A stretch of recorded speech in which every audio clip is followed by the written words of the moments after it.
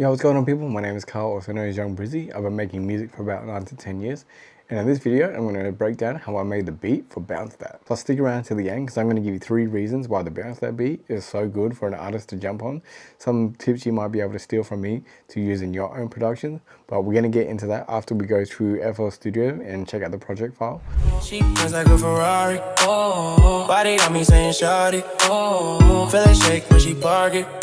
Got me locked in like a target, shining the light, can't take my eyes off you. Your pure elegance mixed with a little danger. Just wanna meet you, don't wanna be strangers. Now, before we jump into FL Studio, I got a funny story to tell you. So myself and Amvis started working on this Bounce That track back in November to December 2025, and I documented the whole process of making this song, and even from the interaction of me reaching out to him to get him on the track, and then also, you know, the mixing, the mastering, the beat making, everything like that. I was gonna have a cool YouTube video documenting the whole process of me making the song, even down to me uploading it onto DistroKid, so that way I would have a mad video for YouTube, and then have like the big enough video that I could cut up and put onto TikToks and Reels and all that sort of stuff. But literally a week before I had scheduled the song to release, I was like, all right, I'm keen to work on this video and have it prepped, ready to go,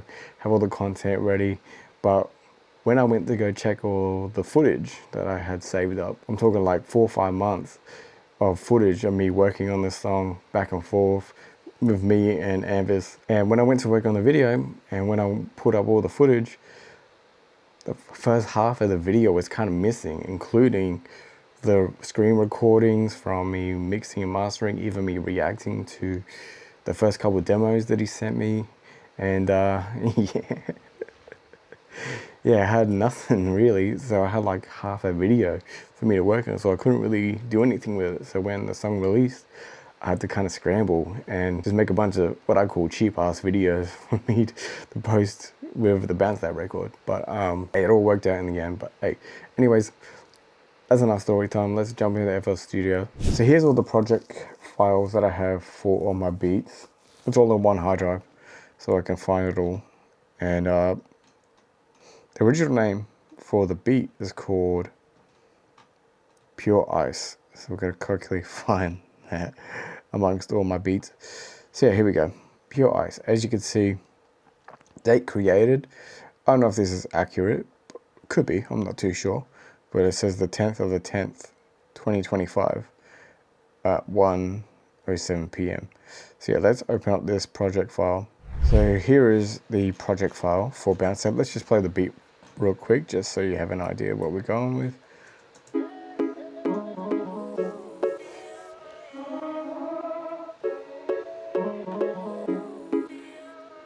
Young Brizzy. So we did hear the beat without the vocals on it.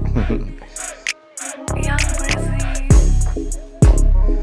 Now, as you can see, we have a lot of beat tags in here. That's for copyright purposes, just for when I upload it to BeatStars and that. But obviously this one didn't end up going on BeatStars because I ended up using it. But for the purpose of the video, we're just gonna turn off all the beat tags. Now, I'd say the inspiration for this type of beat is like the 2014 Kid Ink, Ty Dolla $ign, Chris Brown era, produced by DJ Mustard. And I think that's one of the reasons why this beat is so good, because not many people make these types of beats. But anyways, let's go through each sound and I'll show you what we did. Now, I have this pattern here with everything in it, so we can go through each one so we can hear what we got. Now, I think one of the main parts of this beat in particular is the vocal chop. I think we can put it in here.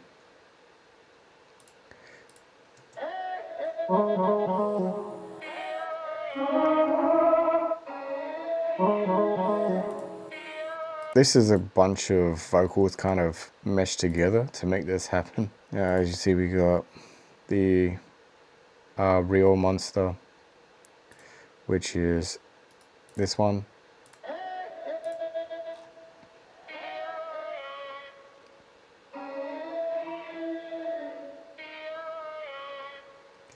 Really, really cool. So then we have this additional one, which is exhale as well, future sound, yeah, which is this one. This is so good.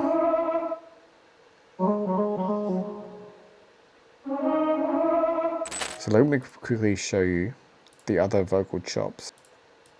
We'll just pull it in here for now.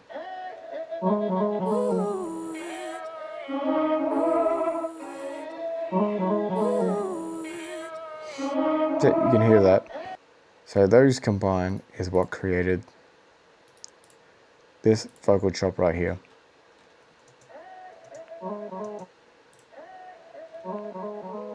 Heavily filtered and a lot of effects on it. So yeah, that's the vocal chop in full with a bunch of effects on it and stuff. Well, not really. Not that many effects, but I filtered it out quite a bit. So then I suppose the main part of this beat is this pluck sound that I used. This one is called sinus, and that's this one here in Nexus.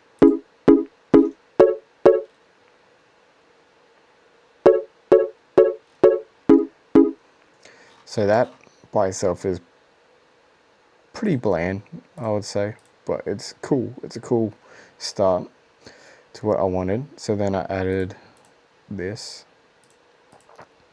which is a soft square in Nexus as well, and this is what this one sounds like. And I've shortened the notes here.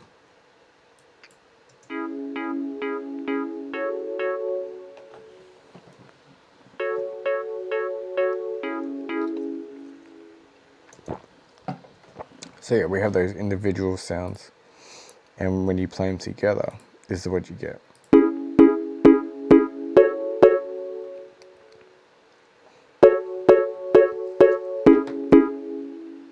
But then I put it in Fruity Slicer and kind of tweaked it a little bit, and you know, did my things to it, and this is what it sounds like now.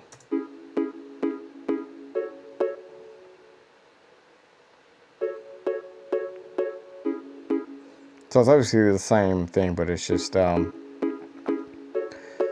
more filtered. And then I ended up doing another one, which was, again, more filtered. And it sounds like this.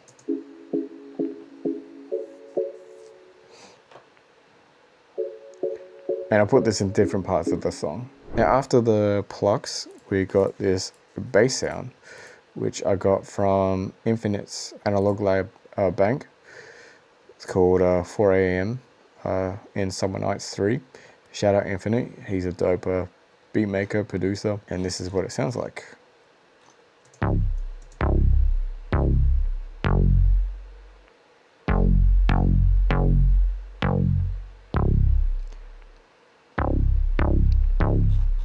Now this is mainly following, obviously, the bass notes of the chords that I put in with the plucks. So when you add these together, this is what you get.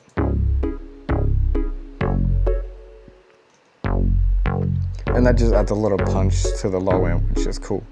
Now, I did add this extra analog bell from the Korg Triton. And this is just a bit of ear candy. And this is what it sounds like.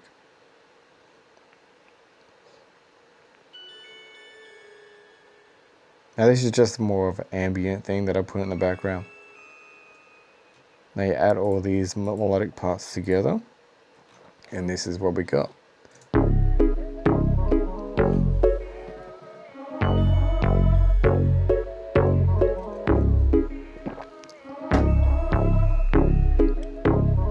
It's so simple. Now, we can get on to the next part, which is the drums. So let's do that.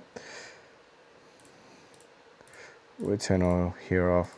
I'm kind of lucky I had this pattern set in a separate thing so I can show you. Now the first drum that we got is a snap. This is what it sounds like.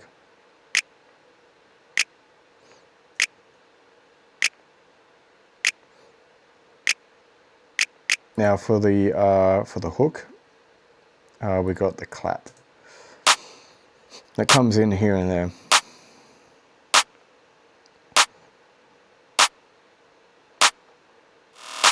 Now I'm just going to let the drums play, and I'm just going to add in each element so you can hear what it sounds like when it's all together.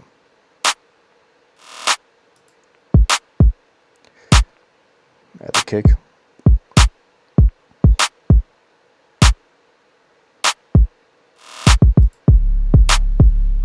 The 808. Now the 808 obviously follows the bass lines. And then we got hi-hats.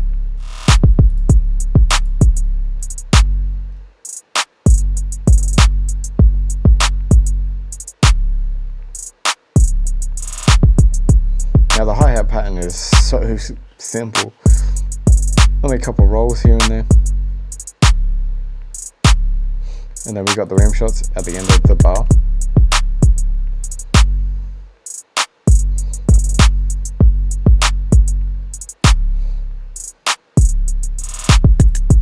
We got the shaker.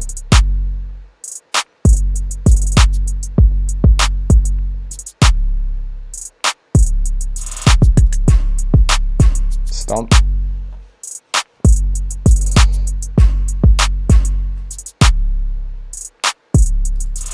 I think I had a little bit of delay on that stomp. Now because this is inspired by DJ Mustard Beat, we had to add in the extra haze.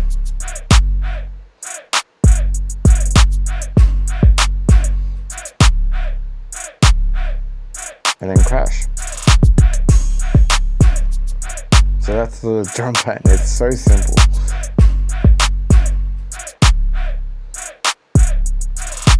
So let's add in these melodic instruments.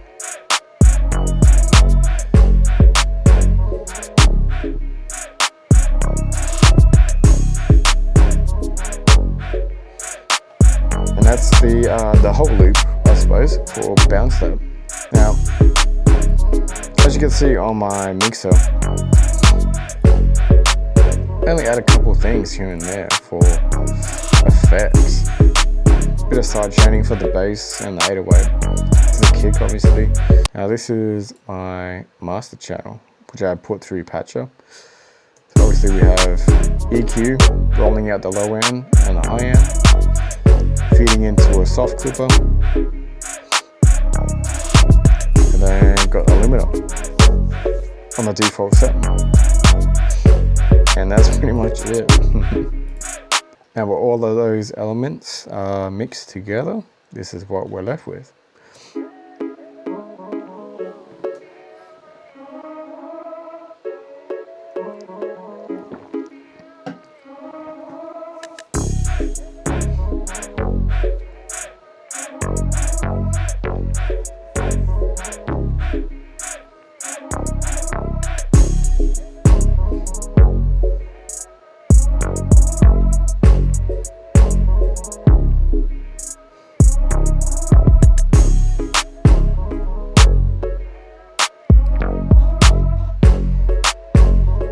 Now, those three elements that make this beat so great for our artists to write to. Number one is the melody is simplistic. We only have, what, 5 elements in there? Well, 4, because we have the pluck twice, because it's in a lower, it's not lowered, but it's just more filtered. And number 2 is we have a solid structure already done before an artist jumps on it. So I usually go by 4 bars for intro. A verse can go 16 bars and then goes into the hook chorus, verse 2, back into the chorus, and then a bridge. Sometimes I put a bridge in, sometimes I don't, just depends. Now this is just one example of structures that I kind of go by. And number 2 is the drum pattern is very simplistic. The reason why I like the West Coast club beats is that they're simplistic in design, which always leaves a lot of room for an artist to jump on. Now I don't know if I mentioned this earlier, but the tempo is set to 98, which is, you know, that typical West Coast club banger type. Because I mean, that type of tempo could be put with a club banger, a rap, or it could be a R&B style song. But as we all know, Amvis did a perfect job on the Bounce That record, and I'm really happy with what he done with it. So yeah, that's how I made the Bounce That beat. Big shout out to Amvis for jumping on the song, and make sure you go run it up on all the platforms. I'll put all the links in the description for you. Also, check out the merch if you're down, and I'll see you in the next one. All right, cheers. Bye.